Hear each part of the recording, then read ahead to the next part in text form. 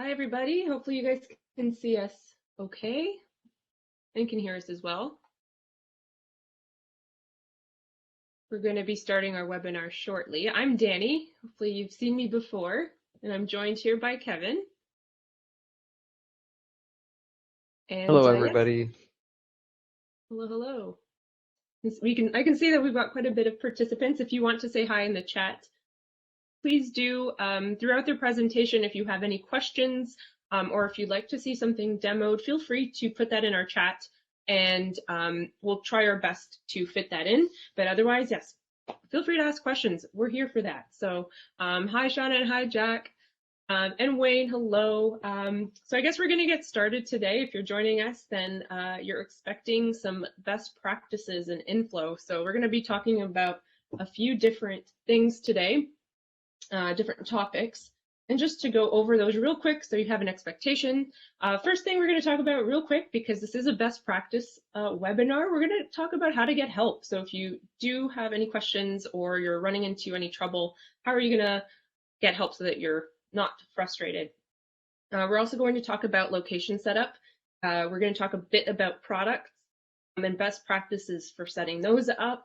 We're going to talk about purchasing and selling, and finally, some inventory control best practices. Now, just as a disclaimer, this is not going to have every best practice possible. There's just no time for that. So there might be another webinar that goes over other best practices that I don't touch on today. And with that being said, if there's a best practice or a feature that you're interested in, or you'd like to learn about something specific about inFlow, please put that in the chat. We're going to note that down. That way we can talk to you guys about it in another webinar.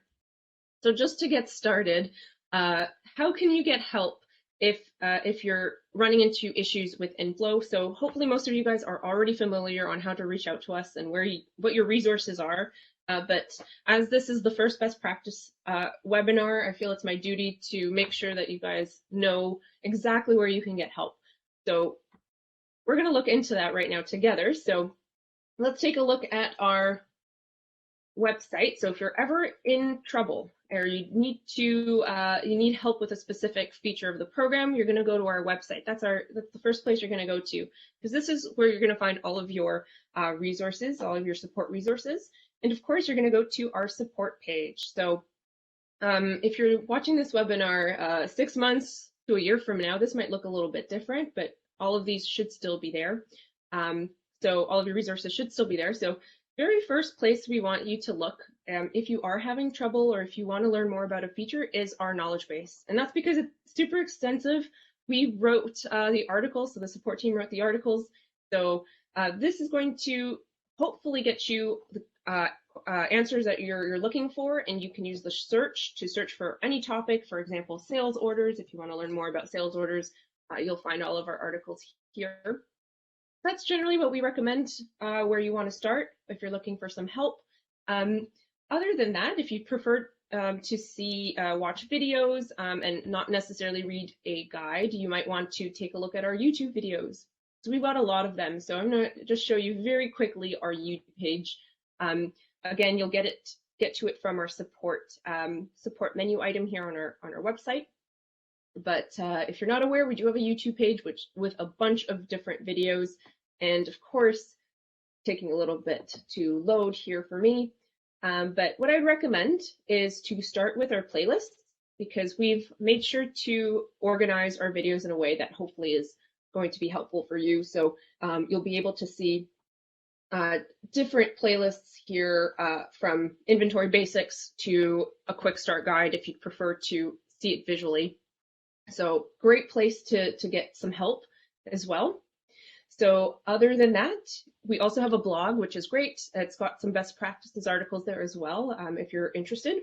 And finally, if you're looking for a place where all of our webinars live, if you've missed a webinar or you'd like to learn more about a specific topic, we have so many webinars. So this is going to be our replays here. Again, you'll find it just from our support menu item there.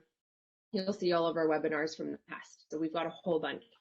And then the last thing I'm going to leave you with when it comes to getting help is something maybe a lot of you don't know about, but we actually do have a community. So we have a Facebook community. I'm just going to open it up for you guys to see here, but it's full of other inFlow users just like you. And if you would like to reach out to the community, get maybe some suggestions or some tips from other users in your industry, this is a great place to connect with other users.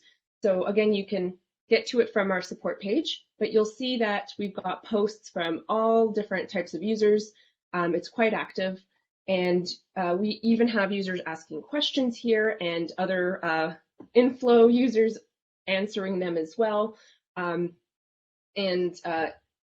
thing I will say, if you are having issues with inFlow and it's going to take some troubleshooting, it's best to reach out to our support team directly because, of course, this is public facing. So if we need to dig into your data, we'll want to do that not on Facebook. So reach out to the support team. If none of these resources are going to help you, we have a great support team that you can reach out to. Again, you'll just go to support here, get support. You'll be taken to our support page where you can reach out to us over live chat, which is going to be the best way and the quickest way to get help. Or you could email us as well. So you'll be able to see that from our support page. So just know you've got support on your side. Okay, so now that we've sort of gotten that out of the way, let's talk about best practices when it comes to locations. So again, this isn't going to be all the best practices, but hopefully you'll learn something here today. So if you are interested, oh yeah. Sorry, just a quick question. Are we streaming on Facebook right now? We should be, yes. Hopefully we are streaming, so we'll be able to see that. Showing that it's live, so I'm hoping that it's working. Okay. Just wanted to make sure. Thank you. Yes, so it looks like we're live. All right, so for the locations, so this is going to be important, the way that you set up your locations. If you are interested in using the reorder stock feature in inFlow. So if you didn't know, there is a reorder stock feature. inFlow can let you know when a product has fallen below its reorder point so that you can reorder more of that product from your vendor.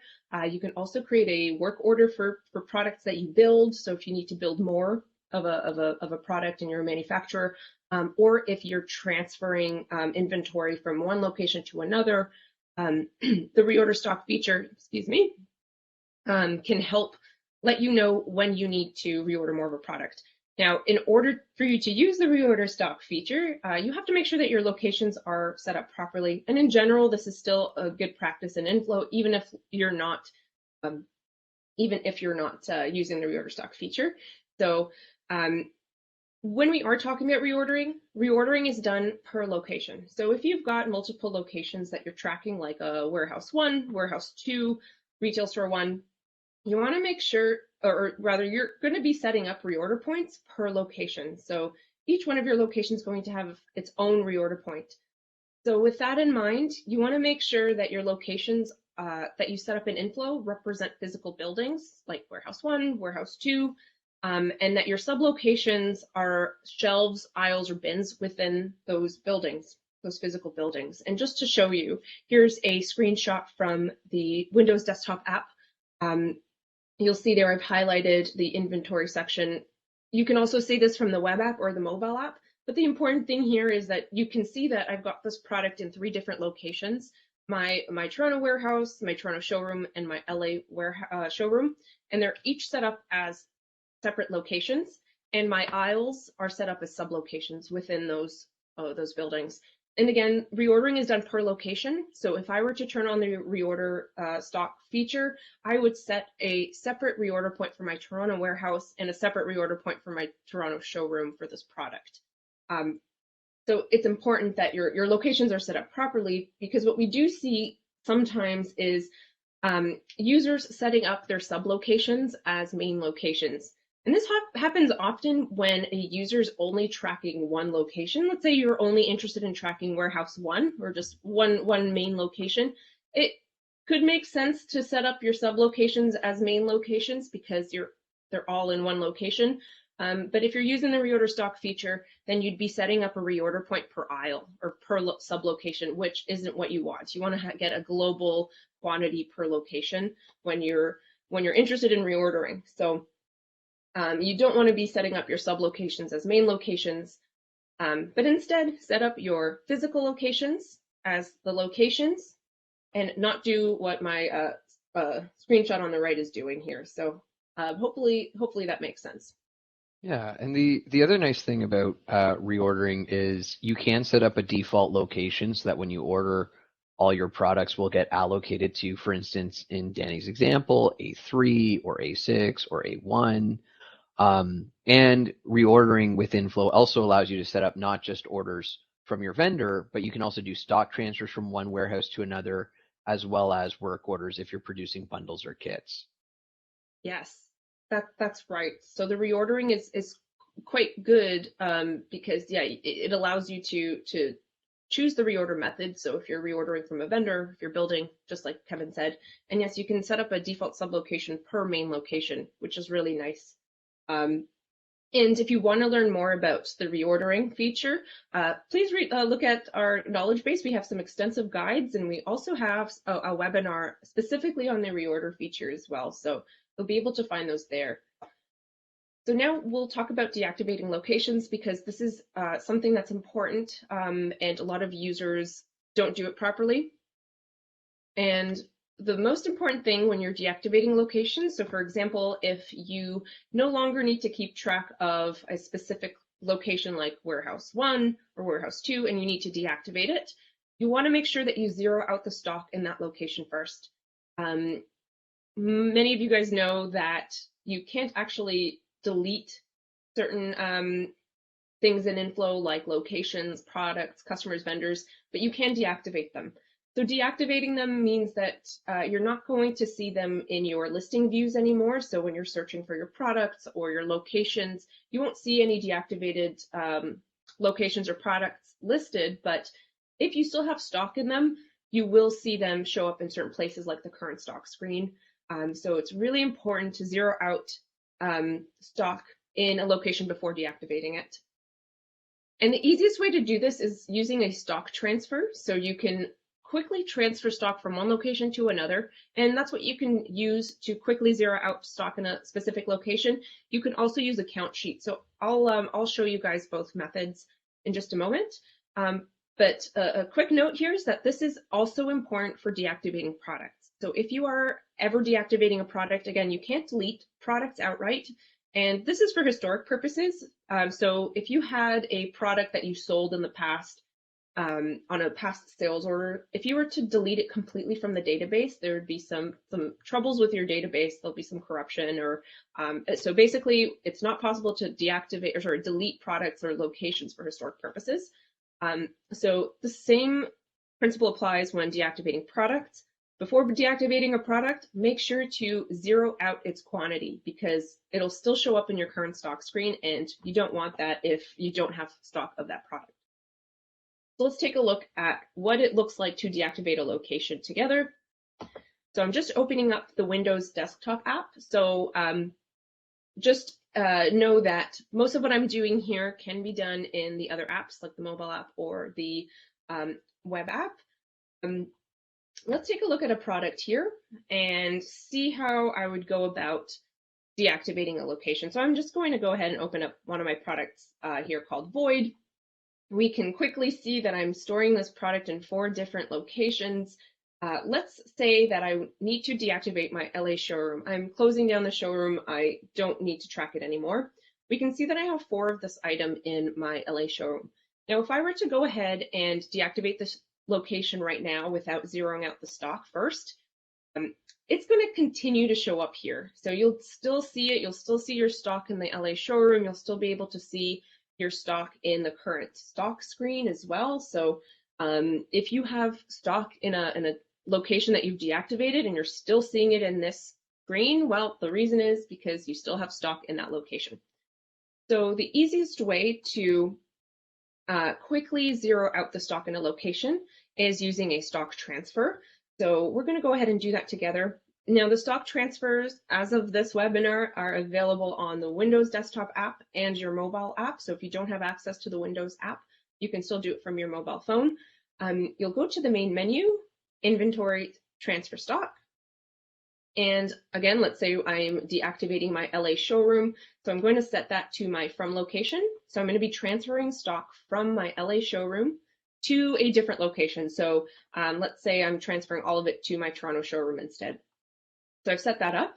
I can click on Add Products By at the bottom here to add products to my stock transfer, and I can select location. So as soon as I do that, inFlow is going to add all of the products I currently have in my LA showroom to this stock transfer.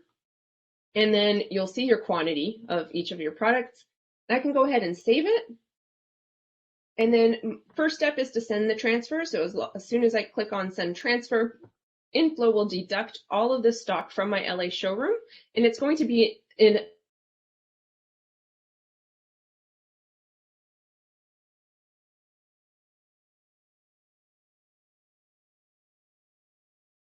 Oh, Danny, you've lost your microphone.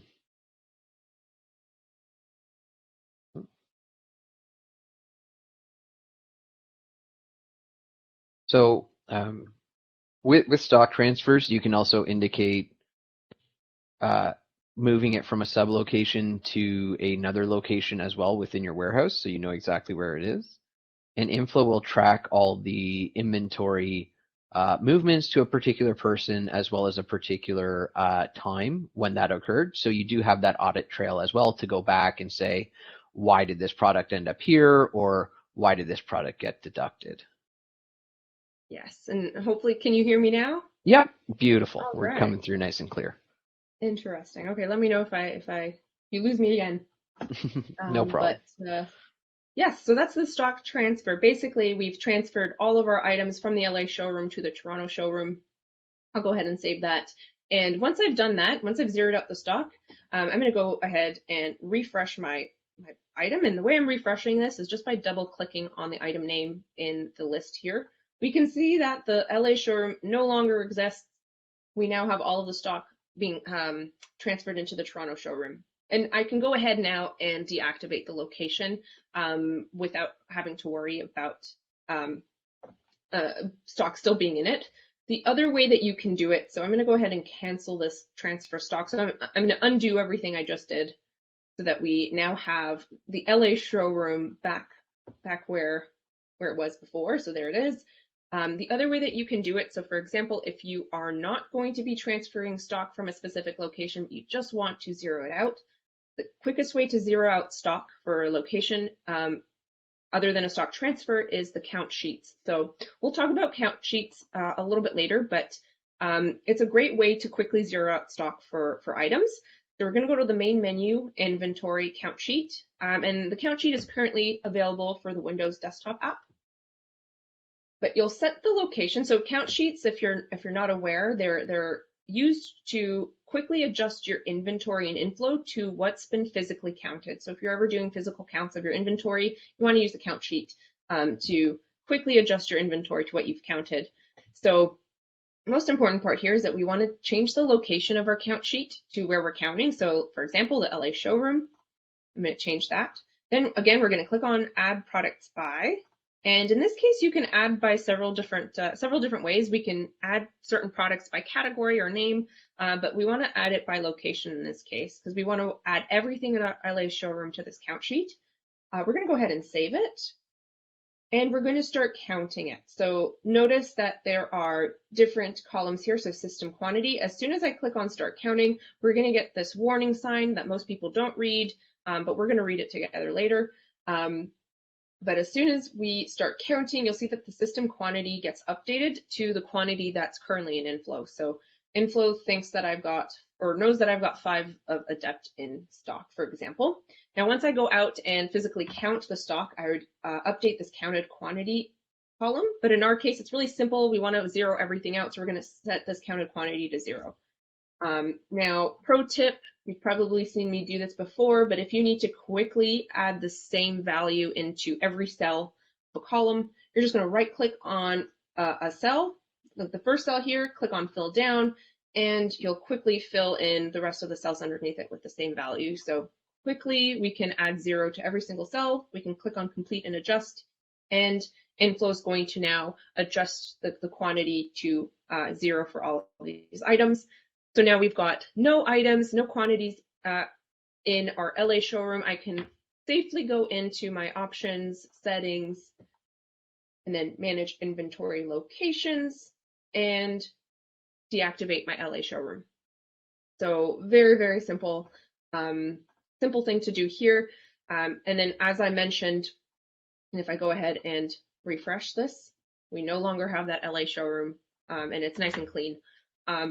Another thing, again, very important, is when you're deactivating products, same story. If you have stock of a product and you deactivate it, it's still going to show up in your current stock screen. So again, if you're deactivating a product, you're going to go in, 0 out the stock, save it, and then deactivate it. So hopefully that's clear. Yeah, All right. and Danny, I think Shayna had a really great question, or I apologize if I said that incorrectly. They were asking if when you send a stock transfer, if there is a pending status to reflect the transit time before it gets to the location you're sending to.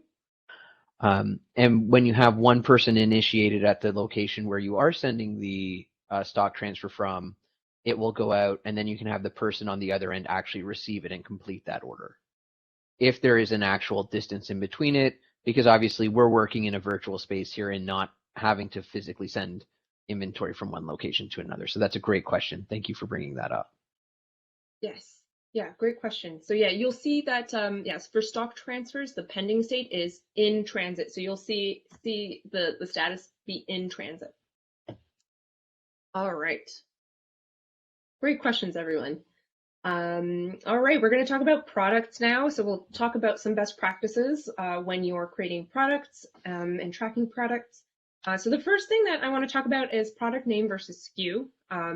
There is some confusion between the two fields, and hopefully after this, it will make a bit more sense.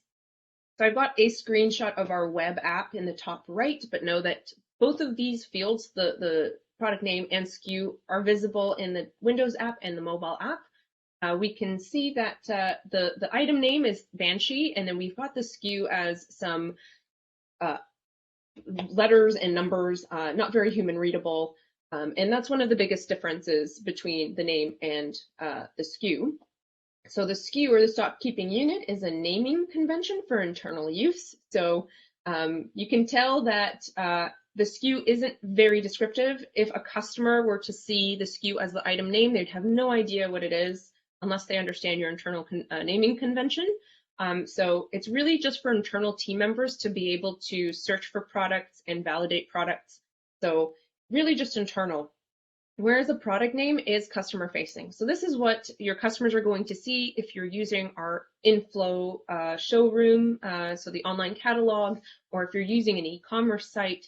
You're going to be naming your products in a way that's going to be nice for your customers, easy to search for, looks good on invoices and other documents. And it has to be human readable. And with that in mind, SKUs will often stay the same for a product. Because again, it's for internal purposes, whereas a product name might change for marketing purposes. So if you're selling on Etsy versus Amazon, you might name your products differently on both platforms. And what's nice about SKUs and what people maybe don't take advantage of is that you can create a naming convention that stores data about that product. So here's an example. There's a SKU in the bottom right corner.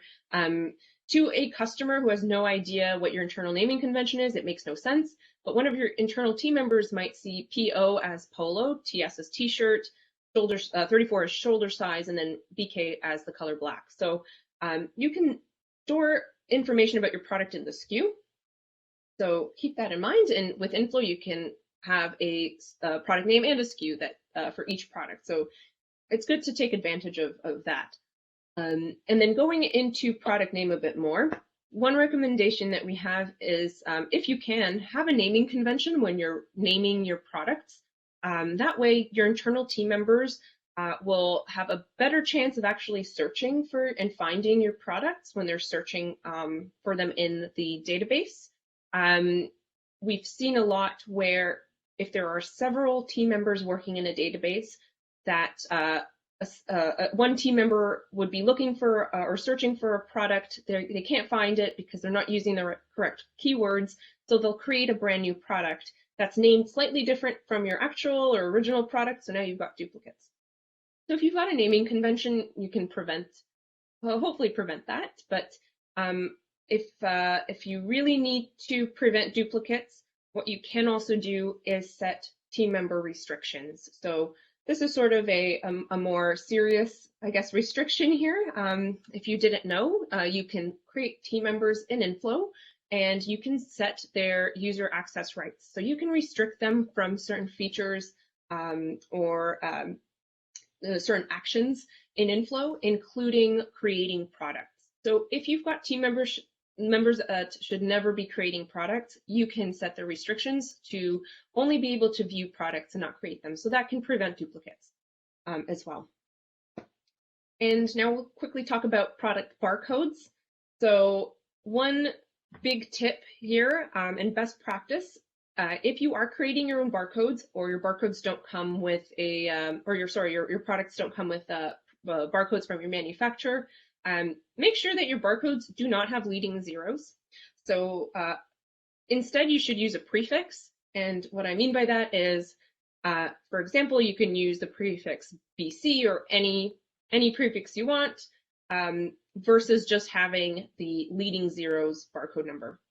And the reason you want to do this is a lot of the times when you export data out of inFlow or another system, a spreadsheet like a program like Excel will often round the number and remove the leading zeros. So now your barcode gets shortened to just 1 instead of 0001. And what's really nice with inFlow is that inFlow can help you generate barcode numbers really quickly. So if your products don't already have barcodes, you can have inFlow generate them for you. And we even have a field for the prefix. So it's a good idea to use that rather than just have leading zeros.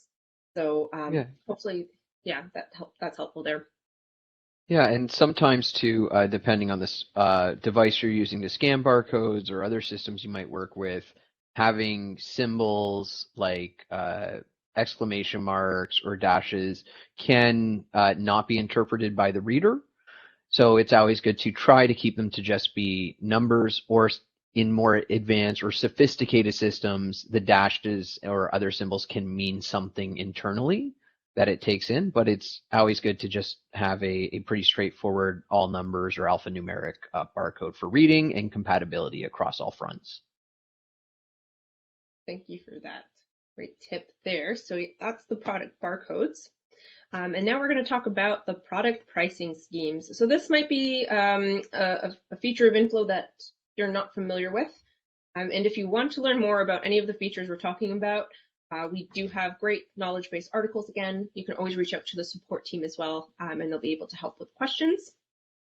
But if you didn't know, you can store several different pricing schemes in inFlow for your products. So for example, if you sell your products at retail, but you also offer your products at a wholesale price, you can keep track of both of those prices in inFlow using a product pricing scheme. What we see often is, rather than users create pricing schemes for groups of customers, they'll save a pricing scheme per customer. So you end up with hundreds of pricing schemes in inFlow.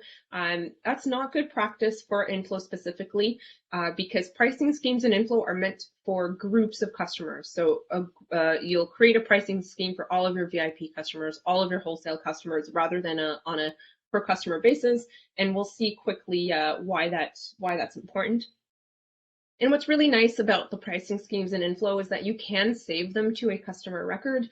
That way, whenever you're creating a sales order for a specific customer, inFlow will remember which pricing scheme it should apply for that customer. So I'll show you that as well in a quick demo. All right, so let's take a look here. Okay, so I'm back at my product here, Void. I'm actually going to just do a new product just to make it clean. So here's my product Templar. You'll see my cost is here, and here's my retail price, And you'll see that I already have another pricing scheme created for my wholesale price. So by default, when you just create your database, you're just going to have this one retail price, but you can add more pricing schemes by clicking on Add New. And I'm going to go ahead and add a new pricing scheme called VIP. So this is for my VIP pricing customers. And you'll see that this pricing scheme is going to show up with a field where you can now enter in your new price. Now, the reason you don't want to be creating pricing schemes per customer is that you'll notice that these pricing schemes are going to be global. So that means that they're going to be found on every single one of your products. So if I go into Tempest right now, you'll see it also has a place for me to store a VIP price specific for this product. But if you create a pricing scheme per customer, you're going to have these pricing schemes show up for products that that customer may never have bought in before. And it also does mean that when you are loading your product list, either in the web app, in the mobile app, or in the desktop app, inFlow needs to pull all of that pricing scheme information. So if you have hundreds of pricing schemes, that's a lot of data that inFlow needs to pull for each product. And so you will see a slight dip in performance. So again, you don't want to be creating pricing schemes per customer, but rather for groups of customers. So back to this product here, I'm going to go ahead and create a VIP pricing scheme and set it to, let's say, we'll do $10 more than what my cost is.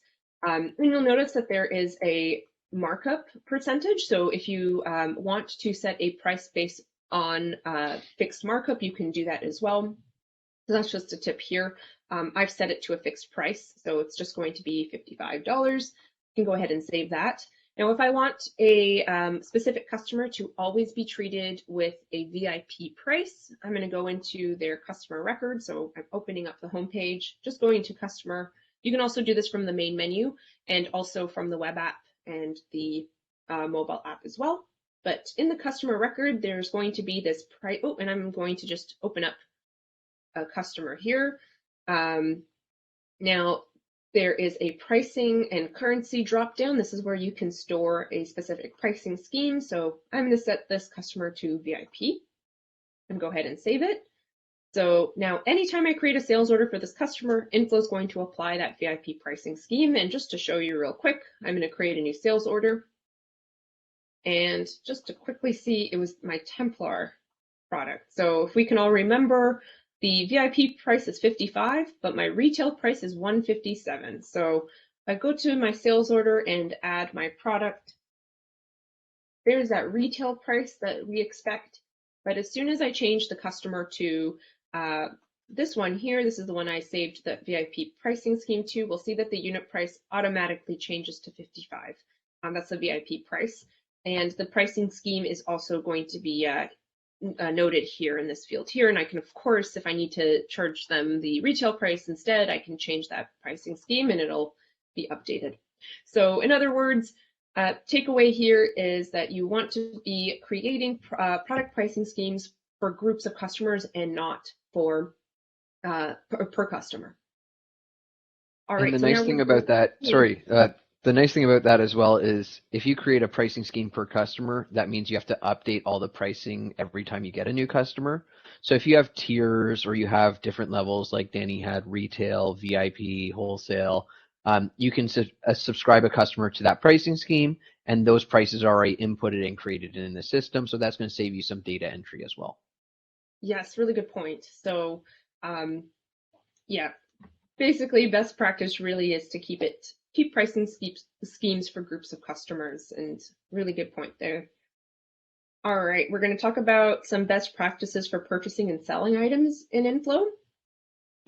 So first best practice is to use quotes when you need to.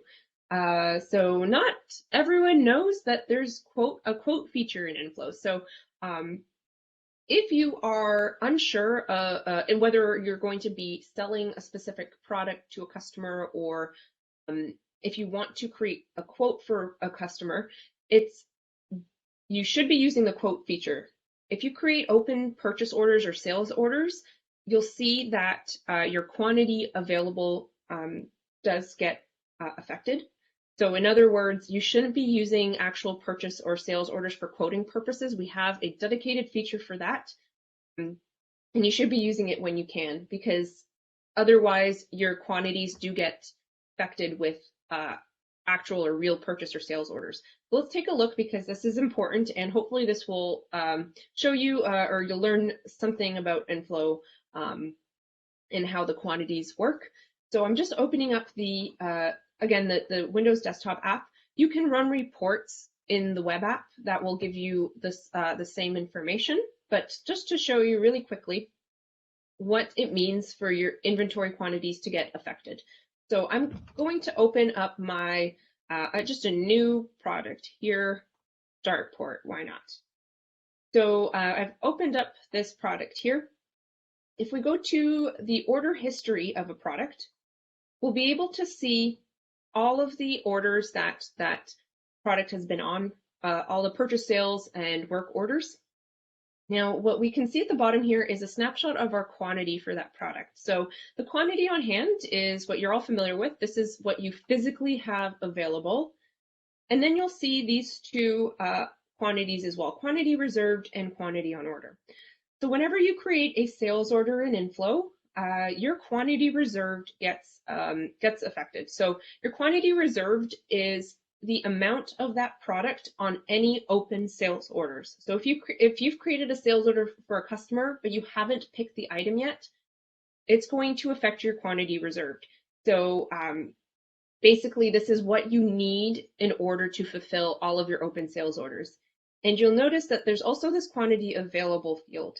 This is your quantity on hand minus your quantity reserved. Or in other words, if you were to fulfill all of your open sales orders right now, you'd only have 139 of this product available. So the point here is that if you're creating open sales orders for quotes that you're not actually going to, or you're not sure if you're actually going to fulfill, you're going to be affecting your quantity available. And if you're using the reorder stock feature, the reordering does take into account what you have available, what you have on order, and all of this. So you want to be careful to not have your quantity reserved or your quantity on orders being affected by transactions that aren't guaranteed. So instead, if you're needing to make a quote for your customer, use the quotes. So if you go to the main menu, sales, new sales quote, and you'll see there is also a purchase quote. So main menu, purchasing, new purchase quote. This is if you need to submit a quote request for your vendors, or your vendors send you a quote. You can create that in inFlow. And what's really great about sales quotes or purchase quotes is that they in no way affect your inventory quantities. So you can add as many products as you want. Your quantity reserved or your quantity on order is not going to be affected. And what's also great is that once a quote has been approved and you want to convert it into an order, well, we've got that function. So you can open up the quote and you can convert it to an actual order and actually go ahead and fulfill it. So really important to use the quotes if you need to. All right. And another, oh, and I don't know if there are any questions there. Yeah, so there's a question from Beth here that if you're brand new to inFlow, is there a step-by-step guide how to do this, spreadsheets, how to format, and so on? I'll post the link in a response to Beth, but for anyone watching at home or at the office, our knowledge base does have a quick start guide that you can follow, and our YouTube page also has several videos about how to do specific functions within the system, as well as other parts. The important thing, though, is if you are working with a spreadsheet, is that when you import it into inFlow, you import it as an Excel CSV file rather than an XLS or other format. And we do have templates on our import section as well. One thing, Danny, before we go on to the next topic, is with purchase quotes, a lot of people might not know exactly what you can use purchase quotes for, because most of the time you just call your vendor, ask what you want, and hopefully they give you a good price. You can use purchase quotes as a way to create essentially a tender, especially if you're buying commodity goods that you purchase from 2 or 3 different vendors. So they all have the same information in terms of product you're looking for, quantity, but we don't actually show them the price that you want, so that when your vendor responds, you can choose the one that gave you the best pricing on that order, or maybe the best terms to get you the supplies when you want, when you need them. I think it's a great feature that we have in inFlow now, especially for people who are just starting to get a little bit bigger and maybe purchasing from multiple vendors and trying to source the best price, or, you know, when supply chains are messed up, you know, the best product availability and meeting 80 to 90% of what you're asking for. Yes, and also we do have the feature, the purchase order approvals feature as well. So if you wanted to add an approval step, we do have that feature available too. So great things to check out. Again, if you'd like to learn more about that, you can reach out to us, reach out to support, or our knowledge base. Again, we'll have some guides on those features specifically as well. All right, so our next topic is backdating. So I understand that backdating is unavoidable in certain situations, but generally and as a best practice, you want to try and avoid backdating if you can. And we'll see soon why it's important to try and reduce backdating, but really backdating, if you are backdating any orders, it means that your sales and your purchase orders or any other transactions that you're backdating aren't being inputted as they occur. So already that is a red flag, because if you're not inputting your purchase or your sales orders when they actually occur, your inventory levels aren't being kept accurate. And if our goal is to have on-demand inventory levels, then backdating is not a good practice, of course.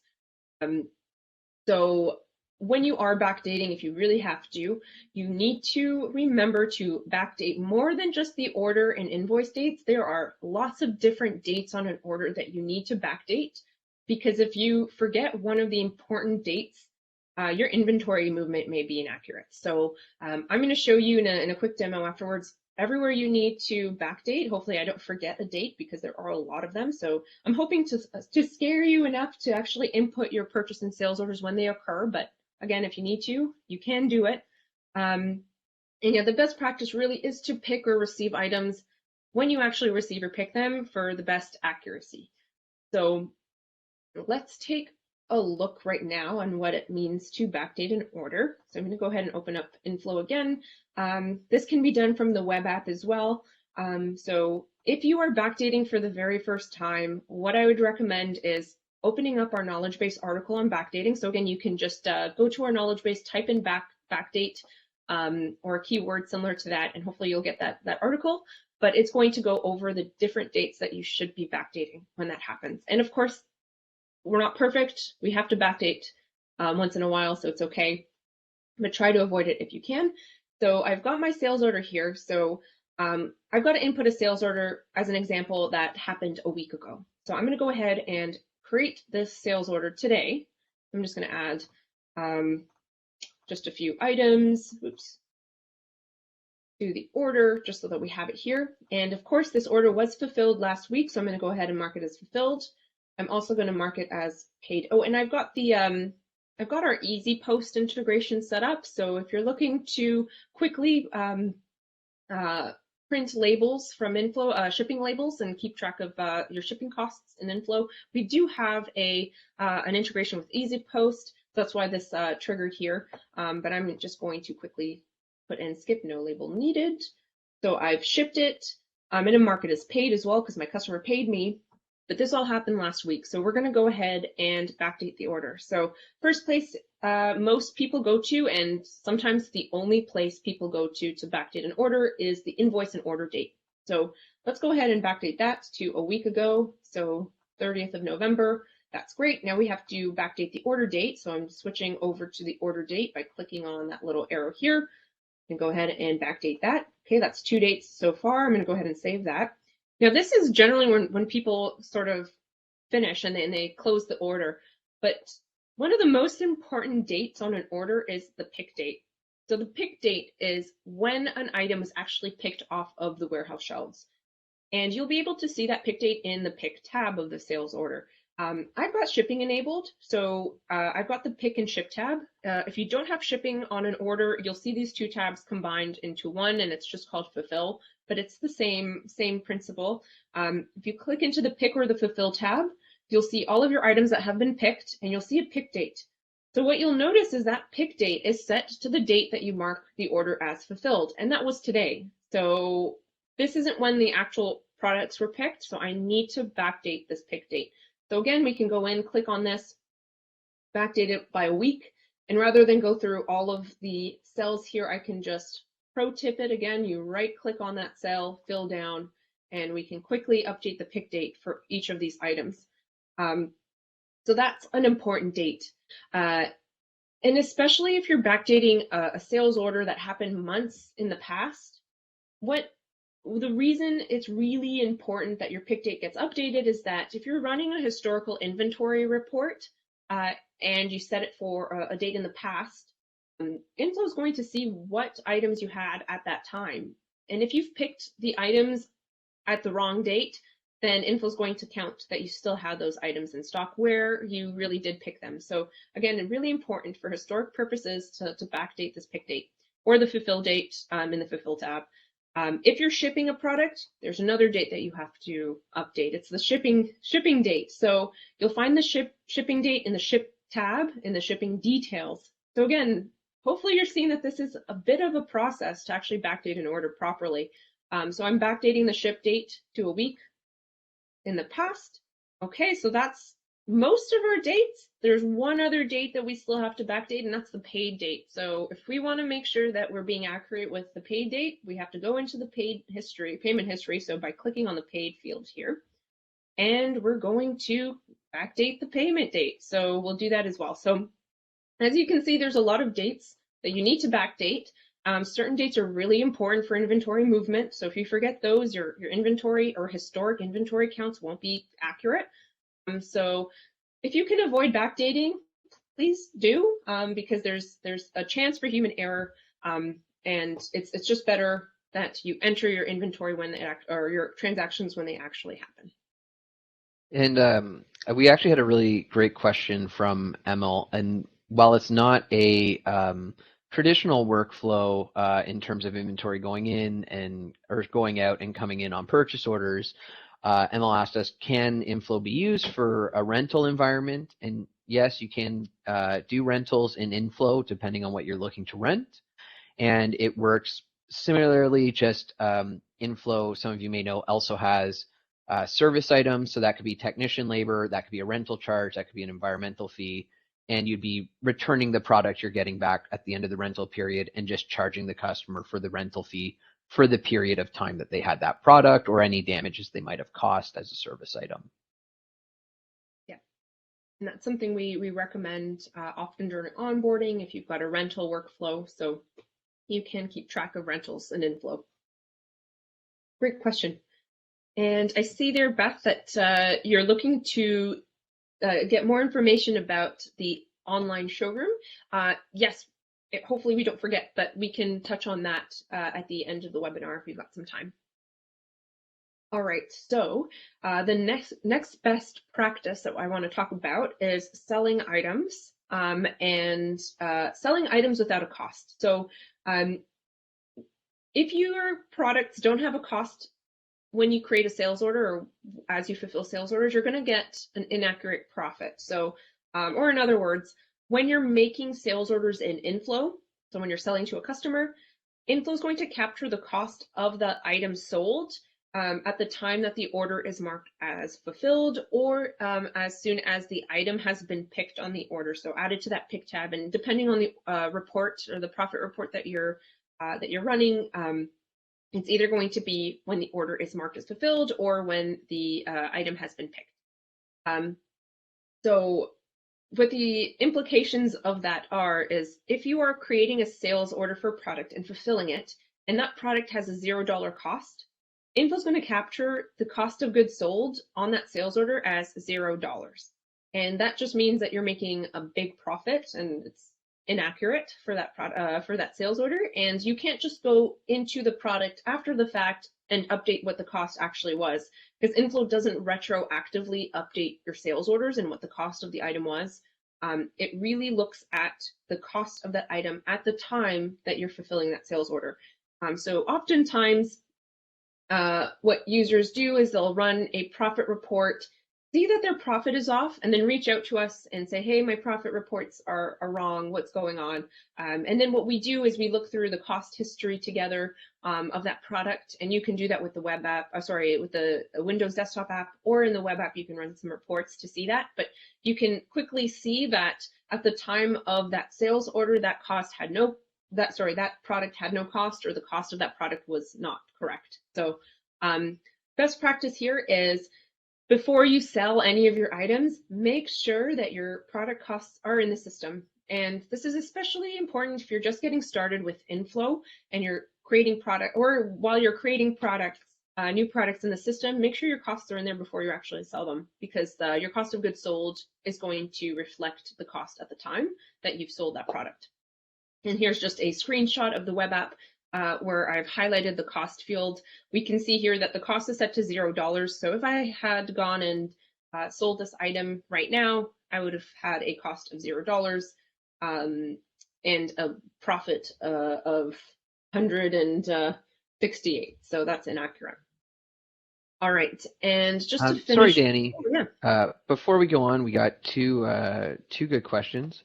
One from, and I apologize if I mispronounced this, Karanja, about what happens when we have sales quotes that never get converted to orders because maybe a customer never wants it. How do we filter that, or how do we make it so that it doesn't show up on the list? One, you can always deactivate a sales quote in the future if you don't want it to appear again until you reactivate it. The other option is you can filter your list by date, or to only show sales orders if you don't want to look at that. So there are some options there as well. And anything that's old will get pushed down the list as well. So unless you're going back to look at historical information, you won't see it. Yeah, and just to show you really quickly just the filter, you can filter this on the web app as well, but in your sales order listing, you'll be able to select the show quotes filter. So show quotes, and then you can put in quotes only, for example. And I've only got one quote in my sales order list, so we can open that up. And by default, the quote prefix is SQ in inFlow, so you'll be able to tell that it's a quote. You'll also see the status will say quote on it as well. That's your other sort of indication. And you'll also be able to see the inventory status on quotes will always say quote. So you'll be able to tell that it's a quote. And you can go ahead and cancel any quotes that no longer are applicable. Yeah, and if you do also, you can also put into the remarks field maybe why it wasn't converted to the quote. The customer let you know, hey, this is too much for me, or this project got canceled. So you have some reference point there. You may also be able to use custom fields to filter that out a little bit better. Next question is from Shauna. I do not have a pick option. My warehouse basically staged orders for our techs to pick up. We move a lot of dates forward to reflect when they leave the building. The sales orders are generally written by someone in another building. Is there a way to force that pick option so that the other building can see that it's ready to be picked up by the tech without actually fulfilling it until it leaves? This is common when we work with contractors where they might be staging jobs or gathering parts together ahead of time that the techs pick up in the morning and then go about their day. So you can absolutely create a sales order. It'll reserve the parts that are on that order. And when whoever is fulfilling it for the next day, or the technicians going in the back and picking those orders, they can then fulfill and complete that order at that time. And that will update the information to reflect that, okay, this order was completed on date X, as opposed to being completed on the 1st. And now we have to forward date this to the 7th when the technician actually got around to picking it up. And if you want, Shayna, that might be a good question to reach out to our sales team about, and they can kind of walk you through a little bit more what that workflow would look like in depth. But there are definitely ways that we can make it so that those orders get completed and updated at that time. And you could also use, I guess, the requested ship date tab there as well to say that, hey, we need this job to go out on the 11th because that's when the customers requested us complete this service, or that's when we're going to theoretically have the technicians available to do that. And if you don't mind staying on this page, Danny, there's one more question from Wayne about import fees, currency exchange, freight costs, and product costs when you import. I'll send you a link to what that actually looks like. But in general, there's two ways to account for those things. If you're, in this case, on a sales order, your customer is paying for freight, the field that Danny has highlighted on the right called freight is if your customer is going to be paying for the freight, you can input an amount there and that will update the cost.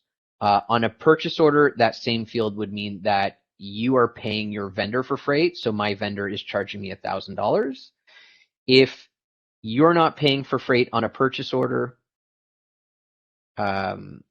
if your vendor is not charging you for freight, but you have to pay somebody else, or for customs or duties, you can use non-vendor costs to reflect that. So if you have a $500 custom fee, you put that on there, and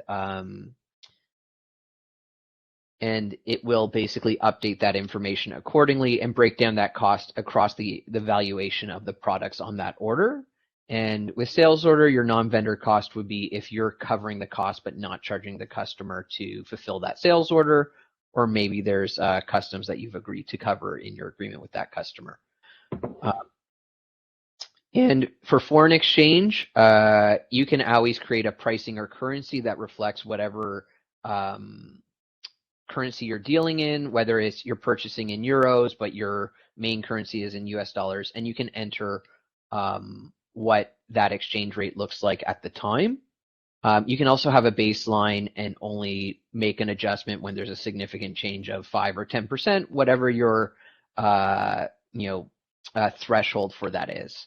And it will show on the sales order or purchase order that that is in US dollars on the list, as Danny's demonstrating here right now. I'll send you I'll link to your comment with something more about foreign exchange costs. And then in terms of from Catherine, what step will affect products costs fulfilled, partially received, or partially received on a purchase order? The cost of goods won't get, or the product cost won't get update until you've started to fulfill or you fully fulfilled the information in inFlow as well, because obviously your vendor or your freight provider might quote you that, hey, this is going to be $1,000 to ship it from A to Z.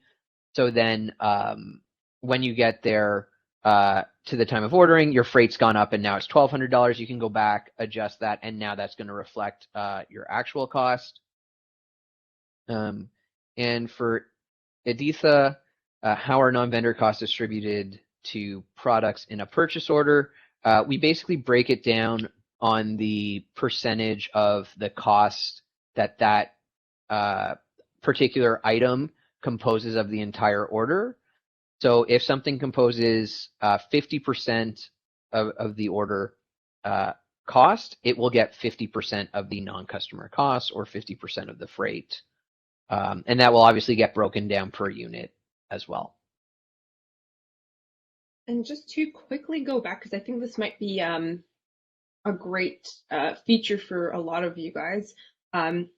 Just to go back to Shauna's question there about how to, I guess, see here, is there a way to force that pick option so that the other building can see that it's ready to be picked by the tech? So if there is a team member that you need to alert that there is an order waiting for them, let's say, that they need to be picking, we do have an assigned to field here. So it's not always known, but basically what it's going to show you is all of your team members on the account. So you might have different buildings set up as team members or etc. But the point is, as soon as you assigned an order to a team member, they'll get a notification, an email notification that an order has been assigned to them. So they have to do something with that order. So if their responsibility is to pick orders, then as soon as they get that email notification, they can go into inFlow and start picking that order, for example. So the assign to is a great way to sort of notify your team members that there's something they need to be doing, for example. And yes, just to quickly show, yeah, the cost of your products are going to be captured as soon as you've added the products to the pick or the receive tabs. So yes, thank you, Kevin, for answering those questions there. And just one more, because I think this is also a really great tip. Beth asked, if you create a sales order for a customer, does that automatically create a work order that is sent to the warehouse to use, pick, pack, and ship off of? So with inFlow and the way we handle our terminology, a work order for us is actually when you're bundling, kitting, or assembling something. So when you do make a sales order, you can actually print or assign the order to somebody in particular. So if you have Ted, who's in the back warehouse, he's the person that fulfills your orders. You can assign it to that person. So in this case, Danny could assign this to Carla. They'll get an email that says, hey, you've been assigned this order. And from there, if you're using our smart scanner or our mobile app, you can actually select the order and pick and scan the barcodes to make sure you're grabbing the right product directly from the mobile app, and then mark it as shipped, print your shipping label as needed. If you're using the web portal or the desktop application, you can actually print out a pick list if you want, which will tell you, if you have sub-locations set up, where to pick the product, who it's going to, and then you can mark it as picked, and then you can mark it as shipped and print your shipping label and send that out to the customer. And yeah, sorry to interrupt you, Danny. I just thought those were all great questions that are, pro tips on how to maximize your use of inFlow. And I'll send some links in the chat while Danny presents the other ones. So if you're in the chat, you should be able to click on those. And if not, they're all in our knowledge base, so you can reference them in the future. Thank you. And just to finish off the webinar, we're just going to quickly go over a couple best practices when it comes to inventory control in inFlow. And I sort of touched on this already, but we talked about count sheets, but it's important enough that I'm going to talk about it twice because we get this a lot from users, and a lot of troubles from users that reach out to us in support about inaccurate inventory counts. So whenever you're creating a count sheet, and again, a count sheet in inFlow is going to be used to quickly update your current quantity to what you physically counted in your warehouse. It's also called a cycle count, but you're going to be using count sheets for that. And whenever you're creating a count sheet, you're always going to see this label, or sorry, this warning whenever you start counting. And so we're going to read it together so that because it's important. So the warning says, please stop all inventory movement during the count, as they may cause inaccuracies when the count sheet is complete. So I'll go over why it's really, really important to stop all inventory movement. So basically the best practice with this point here is when you're doing a count sheet, you should not be entering any transactions that are going to affect your inventory counts. So you shouldn't be creating sales orders. You shouldn't be fulfilling sales orders, receiving items with a purchase order, adding or deducting stock with stock adjustments. You need to make sure all inventory movements are stopped during the count. And the reason for that is if we look at this count sheet, so I did a count sheet with you guys earlier, so hopefully you can imagine this. This is a completed count sheet, but if we go back in time, if I just created this count sheet, we'd have these two columns here. So system quantity and counted quantity, these both would be blank. So just imagine that all these columns are blank for now. All I've done is add all the products to the count sheet. Now, once I've added the products that I want to count to the count sheet, there's going to be a button here that says start counting. So I click on start counting, and that's when that warning is going to pop up and tell me to stop all inventory movement. And the reason for that is because as soon as I click on start counting, this system quantity column is going to populate with your current inventory values for that product. So for example, my pop product, I've got 34 in inFlow. I've got 40 in inFlow of my depth product, etc. for all of my products here. Now, when you're ready to start counting, you'll go out to your physical shelves and you'll start counting what you actually have on the shelves. And you'll come back to inFlow and start to enter in your counted quantity into the counted quantity column. So for example, here I counted 34 of my pop product, 32 of my adept product, etc. And once I finish counting, there's going to be a complete button here, and I can click on complete. And as soon as I do that, inFlow is going to set my inventory values to what I counted. So basically, inFlow is going to calculate a discrepancy between what the system quantity was and what I actually counted. So for example, for this product here, I counted 34 and I had 34 in inFlow before my count, so the discrepancy is 0. But for this product, I counted 8 less physically than what I actually had in inFlow. So there's a discrepancy of -8.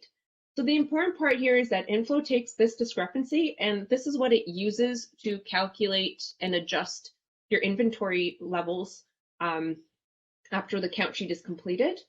Now, the reason why we say to stop all inventory movement is that this system quantity, once it's populated, does not dynamically change as you receive purchase orders or as your inventory or your stock levels change in inFlow.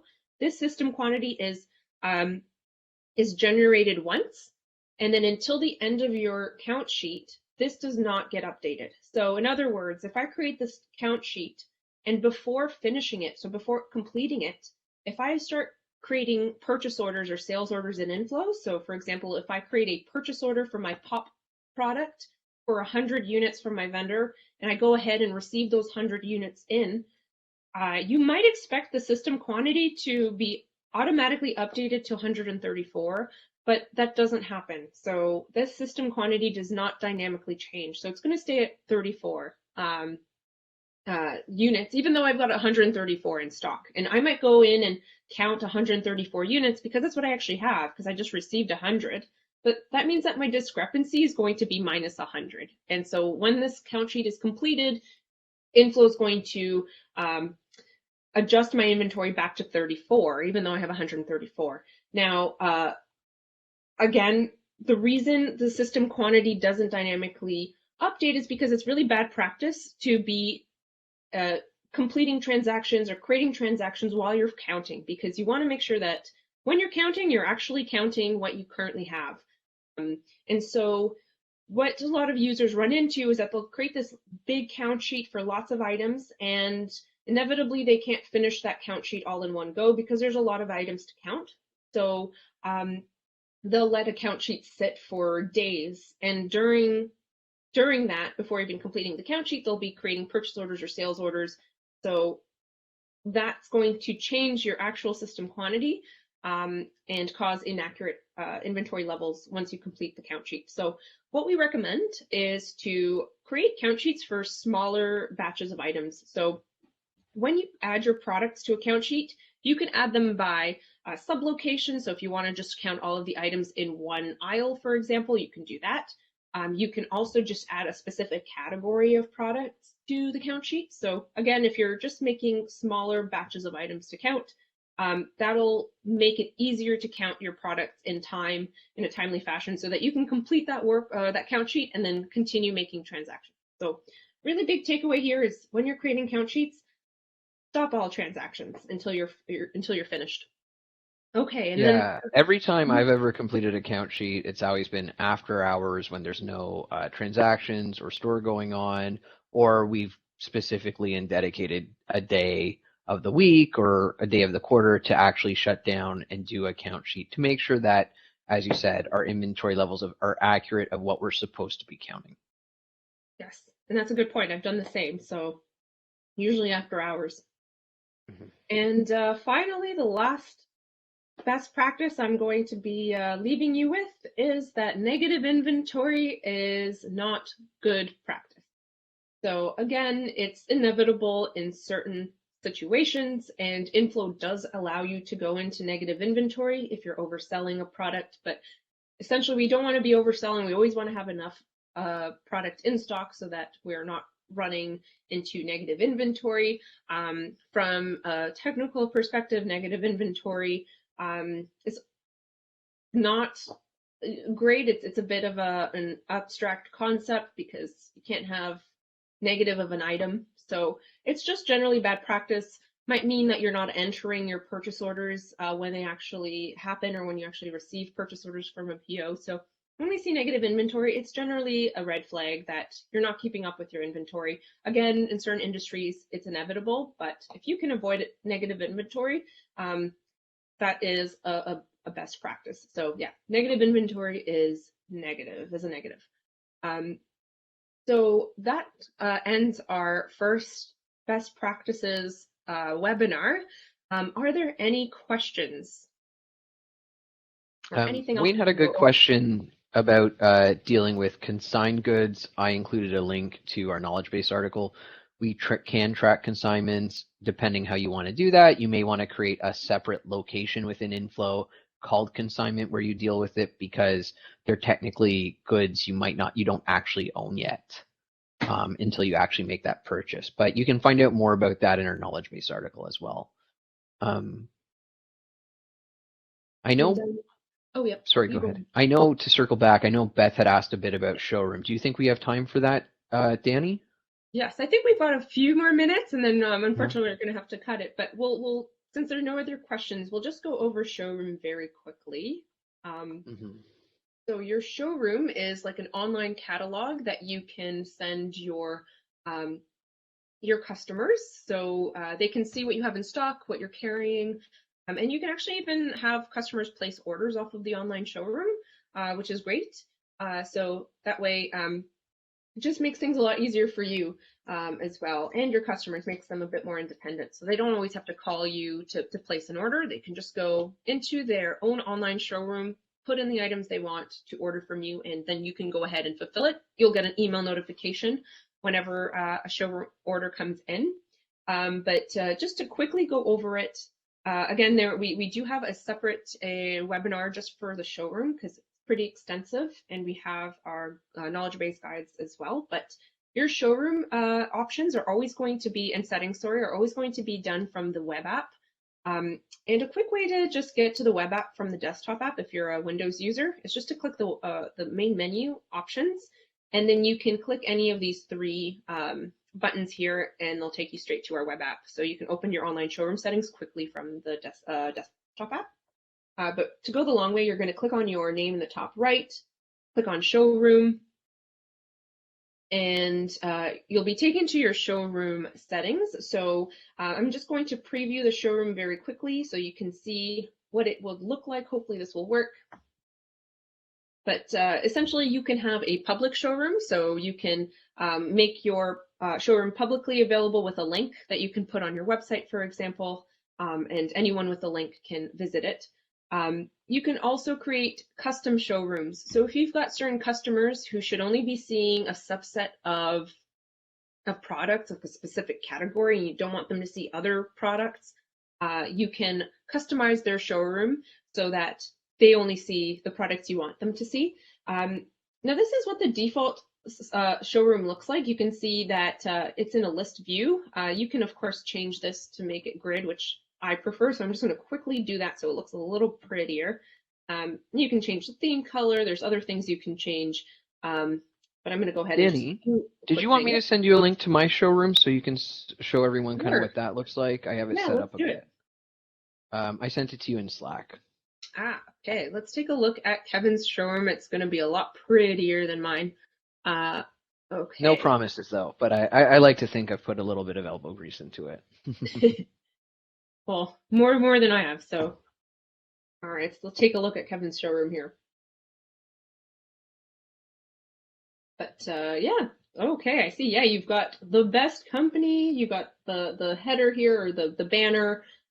You can see here too that you can add a custom banners at the top as well. Great. So you've got a lot of products here.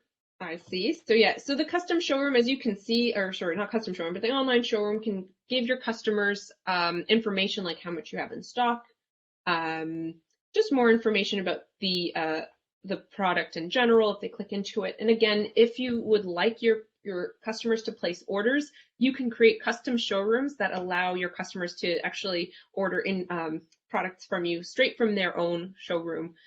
So that is something that's available. And just for the sake of time, we can't go over everything here about Showroom, but maybe Kevin, yeah, you've yeah. So if you want to go back to all products for a second here, I got a product that's a little bit better set up. If you want to search rope in the top search bar, and you want to click on the second one there, You can see that there's multiple pictures for someone to browse through. These are based on the information we have in Showroom. We have our description, and we're choosing, in this case, to show price, availability, as well as custom fields or SKU and brand. And it's important to note that you can also customize the pricing that a customer sees based on the profile you set up in inFlow for them. And if you log in, you can actually place orders and have those orders come into inFlow, but the webinar goes over more information on how to do that. Yes. So hopefully that gives you a little taste of our showroom. And we'll end it here just for the sake of time. But if you guys have any questions, reach out to our support team. Any feedback, we'd love to hear. And I guess that's it for now. And thank you, Kevin, for being a great co-host today. Absolutely. And thanks for taking us through a great presentation, Danny. I know Shelly really appreciated our count sheet information. Oh, awesome. Okay. All right. Well, thanks, everyone, and have a great rest of your week. And see you guys at the next one.